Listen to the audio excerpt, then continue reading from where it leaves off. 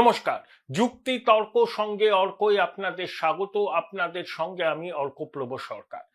পবিত্র ঈদ উল ফিতরের দিন ঈদের নামাজে অংশ নিয়েছিলেন মুখ্যমন্ত্রী মমতা বন্দ্যোপাধ্যায়, অভিষেক বন্দ্যোপাধ্যায়। সেখানে মমতা বন্দ্যোপাধ্যায় যথারীতি রাজনীতির কথা বলেছেন, নিজেকে মুসলমানদের রক্ষাকর্তা হিসাবে তুলে ধরে নাম না করে বিজেপির বিভাজনের রাজনীতির বিরুদ্ধে সরব হয়েছেন। এই জিনিসটা আমরা দীর্ঘদিন ধরে দেখছি, নতুন কিছু নয়।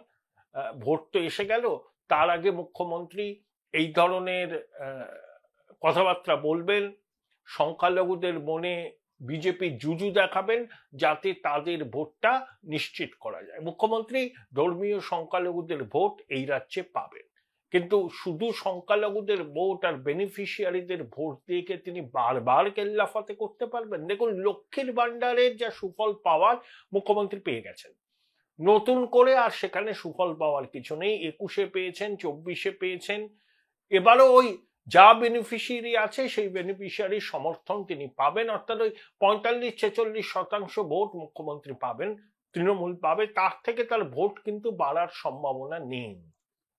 ওটা তৃণমূলের স্যাচুরেশন। বিজেপি যদি ওই 40% ভোট পায়, ড্যাং ড্যাং করে তৃণমূল জিতবে, কিন্তু বিজেপি যদি 8-4% অতিরিক্ত ভোট পায় তাহলে ফটো ফিনিশ হবে। এই বিষয়টা আরএসএস জানে। সম্প্রতি দক্ষিণ ভারতে অখিল ভারতীয় প্রতিনিধি সভার 3 দিনের বৈঠক হয়েছে আরএসএস এ। সেখানে সংঘ বাংলাদেশে হিন্দু নিধনের বিষয়টাকে গুরুত্ব দিয়েছে, প্রস্তাব আকারে পেশ করেছে। মোহন ভাগবত 10 দিন পশ্চিমবঙ্গে কাটিয়েছেন। ভারত বাংলাদেশ সীমান্তে, বিশেষত উত্তরবঙ্গের অনেক জায়গায় আরএসএস এর সংগঠন আছে, আদিবাসীদের মধ্যে আছে, বনবাসীদের মধ্যে আছে, তাদের মধ্যে প্রাথমিক শিক্ষার প্রচলন আরএসএস করেছে, এবং আরএসএস এর কর্মীরা নীরবে কিন্তু কাজ করে। এবং সীমান্ত লাগোয়া অঞ্চল, ভারত বাংলাদেশ সীমান্ত লাগোয়া অঞ্চল, সেখানে আরএসএস এর সংগঠন দীর্ঘদিন ধরে সক্রিয়। এই প্রেক্ষিতে আরএসএস কিন্তু হিন্দু জাগরণের ডাক দিয়েছে এবং সেখানে অনুঘটকের কাজ করছে বাংলাদেশের ঘটনা। দেখুন, বিজেপি একটা জিনিস বুঝেছে, ঠেকে শিখেছে, যে ধর্মীয় সংখ্যালঘুদের ভোট তারা পাবেন না। সামান্য কিছু ভোট পেলেও সেটা এমনিতেই তারা পাবে যে সমস্ত মুসলমানরা ন্যাশনাল মেইনস্ট্রিমের সঙ্গে যুক্ত হতে চান এবং যারা এই মমতা বন্দ্যোপাধ্যায়ের তিনি মুসলমানদের রক্ষাকর্তা এই ন্যারেটিভকে বিশ্বাস করেন না, সেই অংশের ভোট হয়তো বিজেপি পাবে। সেটা কিন্তু যৎ সামান্য। বিজেপিকে নজর দিতে হবে হিন্দু ভোটের উপর, হিন্দু ভোটের কনসলিডেশনের উপর। ইতিমধ্যে 55% হিন্দু ভোটের কনসলিডেশন পশ্চিমবঙ্গে হয়েছে। গুজরাটে হিন্দু ভোটের কনসলিডেশন দেশের মধ্যে সব থেকে বেশি, 61%। তারপরেই পশ্চিমবঙ্গ, সেটা হচ্ছে 55%। বাংলাদেশে হিন্দু নিধন, হিন্দুদের উপর অত্যাচার, পরিকল্পিতভাবে এথনিক ক্লিনজিং এর উদ্যোগ, সেটা কিন্তু পশ্চিমবঙ্গের সনাতনী মননেও প্রভাব ফেলেছে। তারপরে দেখছেন না, মোথাবাড়ি থেকে শুরু করে বিভিন্ন জায়গায় যে সমস্ত গোষ্ঠী সংঘর্ষের ঘটনা ঘটছে, সেটাও কিন্তু হিন্দুদের মনে প্রভাব ফেলেছে। এবং হিন্দু ভোট যে কনসলিডেট হচ্ছে এবং আরো হবে, যত নির্বাচন এগিয়ে আসবে তত কিন্তু হিন্দু ভোটের কনসলিডেশন হবে, এটা বাস্তব। এবং এখানে আরএসএস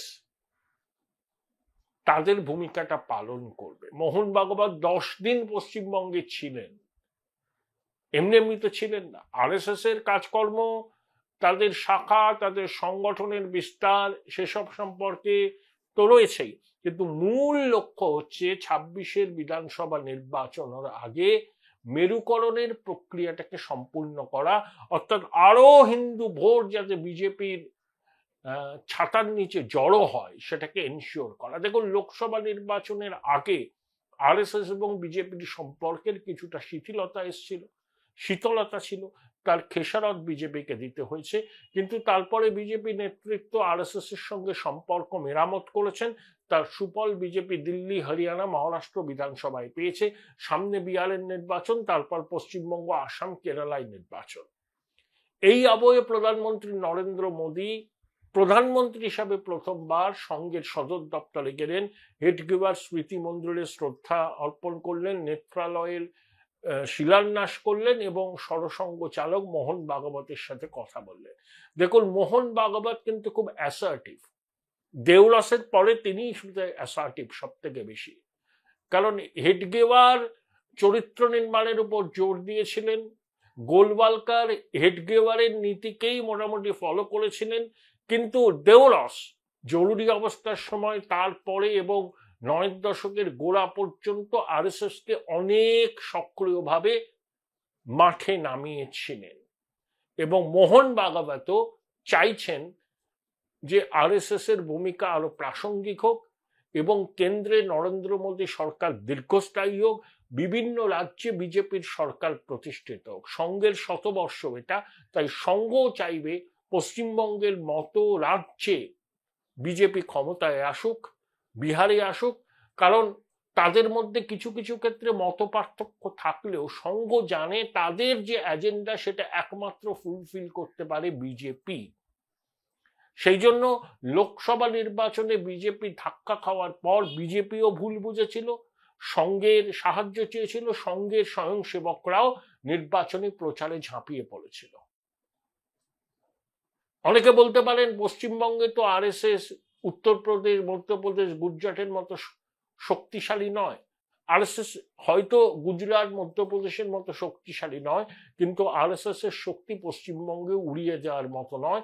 শাখা সংগঠনের বিস্তার কিন্তু হচ্ছে এবং একটা হিন্দু জাগরণ হয়েছে, এটা অনস্বীকার, যেটা তৃণমূলও জানে। তৃণমূল সেই জন্য বিজেপির জুজু দেখাচ্ছে, বলছে যে আমি মুসলমানদের রক্ষাকর্তা। পশ্চিমবঙ্গে কার্যত প্রতিদ্বন্দ্বিতামূলক সাম্প্রদায়িকতা চলছে।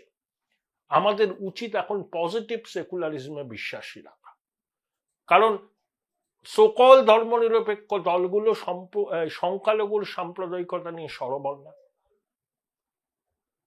হিন্দু সম্প্রদায়ের কিছু ফ্রিঞ্জ এলিমেন্ট যদি এমন কিছু করে সেটা নিয়ে তারা বাজার মাত করে, কিন্তু ধর্মীয় সংখ্যালঘুদের সাম্প্রদায়িকতা নিয়ে একটা বারের জন্য তারা রাগ পারে না। এইগুলো মানুষের মনে প্রভাব ফেলছে। এগুলো কিন্তু সেকুলারিজম নয়, এগুলো হচ্ছে তোষণ। পজিটিভ সেকুলারিজম এটাই যেখানে সব ধরনের মৌলবাদকে নিন্দা করা যেতে পারে। তাই আরএসএস এর মাস্টার প্ল্যান আছে পশ্চিমবঙ্গে। মমতা বন্দ্যোপাধ্যায় সেই প্ল্যানকে কি রুখতে পারবেন?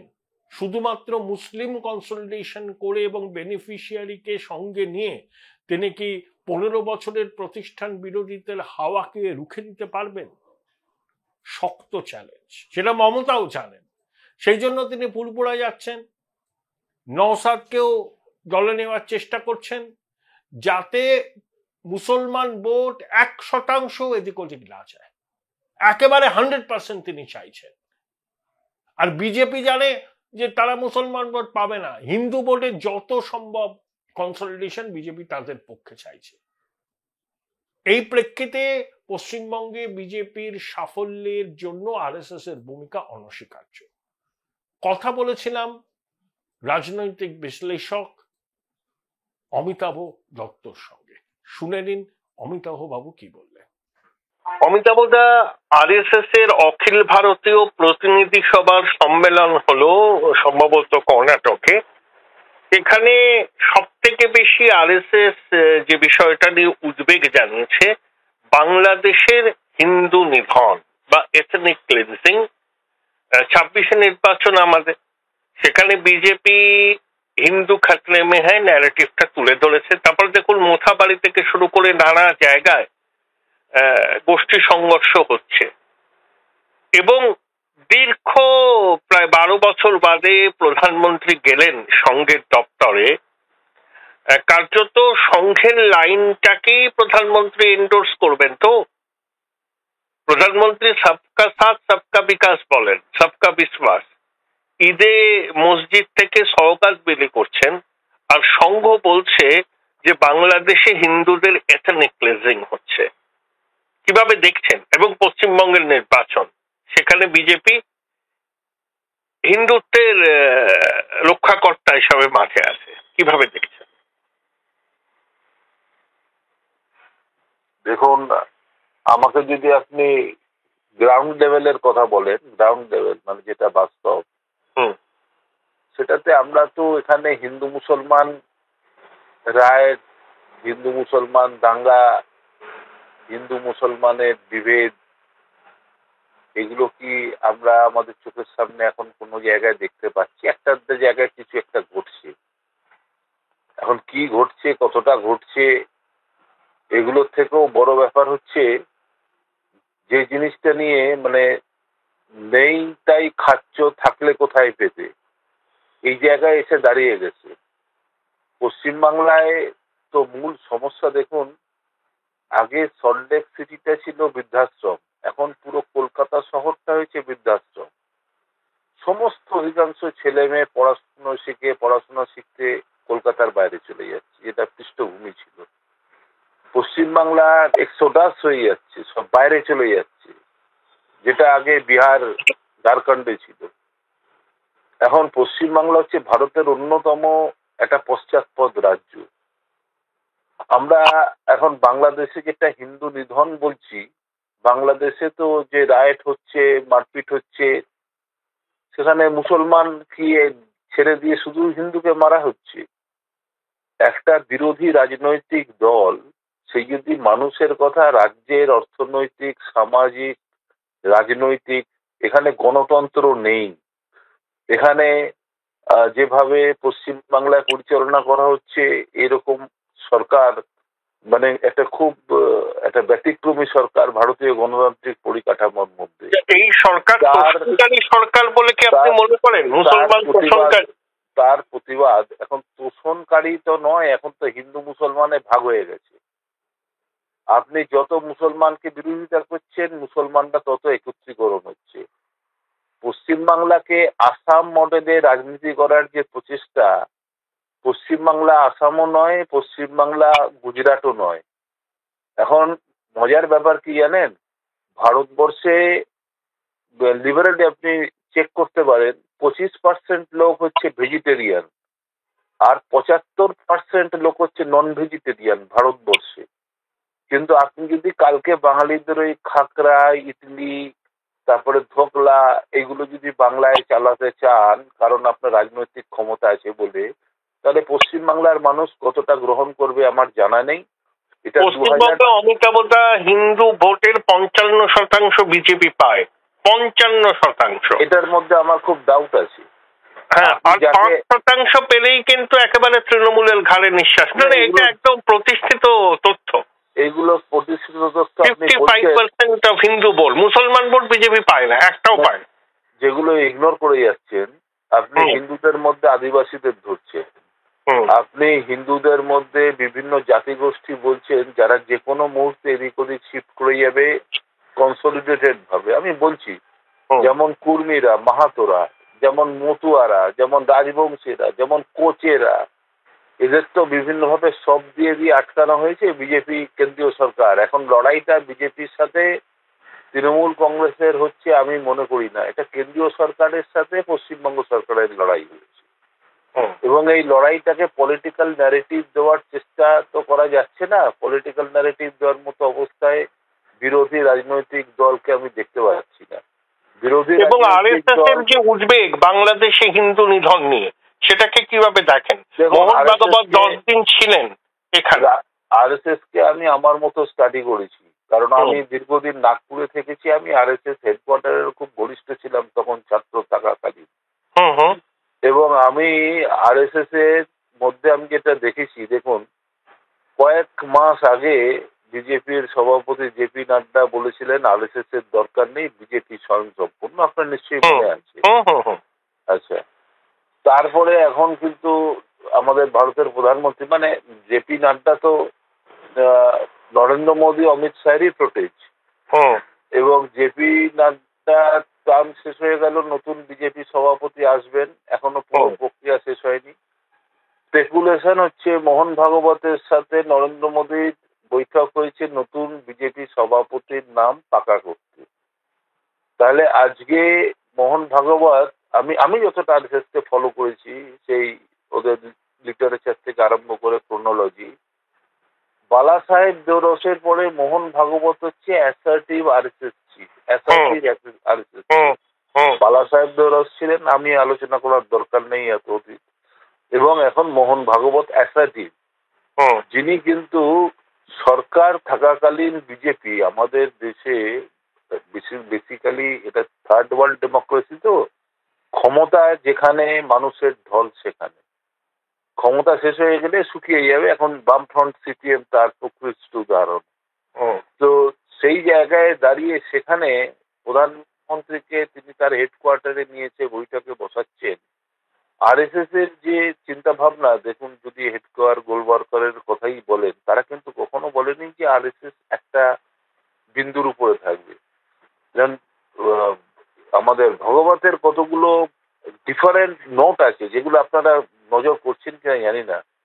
তিনি বলছেন হিন্দু মুসলিম ডিএনএ এক ভারতবর্ষ, উনি বলছেন যে ডিএনএ নিয়ে এত কথা হয়েছে। হুম উনি বলছেন যে মুসলমানরা আর inclusive of Hindus in India, মুসলমানকে বাদ দিয়ে ভারত নয়।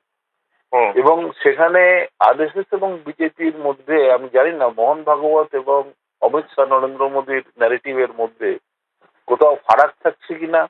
এবং পশ্চিমবাংলায় যারা বিজেপির এখন কর্তা ব্যক্তি রয়েছে, তারা আরএসএস এর লোক অধিকাংশই নন, তারা তো তৃণমূল মোহন ভাগবত যেটা বলেন ঠিকই, যে মুসলিমদের বাদ দিয়ে ভারতবর্ষ নয়, ঠিক কথা বলেন, এবং একই সঙ্গে বলেন না, যে হিন্দু মুসলিমদের বাদ দিয়ে ভারতবর্ষ নয় বলেননি।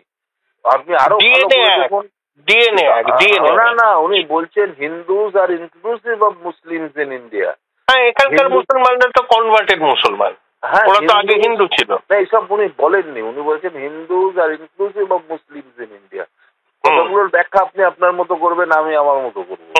এখন সেই জায়গায় দাঁড়িয়ে তিনি যখন একটা বিগার ইন্ডিয়ার কথা বলছেন, এটা কিন্তু গোলওয়ার্কার এবং হেডগোয়ার তাদের লিখিত, তাদের বক্তব্য সব জায়গায় পরিষ্কার করে লিখে গেছে। আর আরএসএস 100 বছরে প্রবেশ করছে। 100 বছরের আগের ন্যারেটিভ আর এখনকার ন্যারেটিভ তো এক রাখা যাবে না। আজকে আপনি যদি ম্যানিফেস্টো অফ কমিউনিস্ট পার্টিকে প্রতিষ্ঠা করতে চান, তাহলে পৃথিবীর কোনো জায়গাতেই কমিউনিস্ট পার্টি এক কদমে এগোতে পারবে না। তাই আরএসএস তো বদলাচ্ছে সময়ের সঙ্গে, সময় হিসেবে বদলাচ্ছে, বদলাতে হবে। তাহলে শুধু কি হিন্দু মুসলমানের ঘৃণার উপরে ভিত্তি করে একটা রাষ্ট্র পরিচালনা, রাষ্ট্র ব্যবস্থা, একটা পলিটিক্যাল ন্যারেটিভ করা যায়? সমস্ত মুসলমানদের আপনি মেরে ফেলুন ভারত থেকে, নিষ্কাশিত করে দিন ভারত থেকে, তাহলে ভারতবর্ষের অর্থনৈতিক উন্নয়ন, মানুষের রুটি রুজি, বেঁচে থাকা, চিকিৎসা, স্বাস্থ্য, শিক্ষা, এর কি পরিণতি হবে? আজকে ভারতবর্ষের সব থেকে বড় সমস্যা হচ্ছে সেন্ট্রালাইজেশন অফ ইকোনমিক পাওয়ার। এটা তো আস্তে আস্তে সাউথ ইস্ট এশিয়ার দেশের মতো হয়ে যাচ্ছে। এন্টারপ্রেনারশিপ নেই, বিজনেস ডেভেলপমেন্ট নেই, ক্রনি ক্যাপিটালিস্টদের হাতে ক্ষমতা চলে গেছে, তারাই ইনভেস্ট করছে, তারাই প্রফিট নিয়ে চলে যাচ্ছে। এই জায়গাটা যখন এসে পৌঁছে গেছে, তার কোনো জায়গা নেই। আজকে পশ্চিমবাংলায় আপনার আমার ছেলে কিছু করতে পারবে না, তাদের বাইরে গিয়ে পড়তে হবে, বাইরে গিয়ে চাকরি করতে হবে। এবং যে 1 বছর 2 বছর পশ্চিমবাংলায় বাইরে চলে যাচ্ছে, সে কান ধরছে আমি আর পশ্চিমবাংলায় কলকাতায় ফিরবো না। আইন শৃঙ্খলা নেই, আইনের শাসন নেই। আর বিরোধী দল যদি শুধু বাংলাদেশ দেখায়, যদি বার্মা দেখায়, যদি রোহিঙ্গা দেখায়, তাহলে পশ্চিমবাংলার কথাটা কে বলবে? শাসক তো নিজের শাসনে বলিয়ান, কিন্তু বাঙালির কথা কে বলবে? আর বাঙালিকে যদি আপনি আরএসএস এর ন্যারেটিভে ধরেন, মোহন ভাগবত বলছেন যে Muslims R inclusive of Hindus in India, এই ল্যাঙ্গুয়েজ উনি ব্যবহার করেছেন। তাহলে পশ্চিমবাংলার 30% 31% মুসলমানকে হিন্দু হিসাবে ট্রিট না করে তাদেরকে অপাঙ্গত্ব আপনি ইতর শ্রেণীর জীব হিসাবে ট্রিটমেন্ট করতে চাইছেন? এটা আরএসএস এখন এটা নিজস্ব চিন্তা ভাবনায় এটা তারা বলছে, আর বিজেপি অন্য কথা বলছে। আমি মনে করি নরেন্দ্র মোদী এবং মোহন ভাগবতের যে বৈঠক হয়েছে, এই বৈঠকটা সুদূর প্রসারী হলেও হতে পারে। কারণ এই প্রথম পলিটিক্যাল পাওয়ার সার্কেলের বাইরে একটা বিগার ন্যাশনাল অ্যাসপেক্টে মোহন ভাগবত কাজ করছেন। কারণ মোহন ভাগবত হচ্ছে বালা সাহেব দেওরসের পরে একমাত্র অ্যাসেটিভ। বালা সাহেব দেওরসের সময় বিজেপি ক্ষমতায় ছিল না, ক্ষমতায় থাকার কোনো চান্স দেখা যায়নি। কিন্তু ইনি ইন পাওয়ার প্রাইম মিনিস্টারকে তার সদর দপ্তরে নিয়ে এসে বৈঠক করাচ্ছেন, তাকে হাত জোর করে দিল্লির দরবারে গিয়ে বসতে হয়নি। আমি মোহন ভাগবতকে তার চিন্তা ভাবনা বা তার পদক্ষেপকে আমি আরএসএস এর লোক নয়, আমি তাকে স্বাগত জানাচ্ছি। Thank you Amitabh da, thank you, হ্যাঁ, thank you. Thank you. Join Indian Institute of Hotel Management now. Right choice, right decision.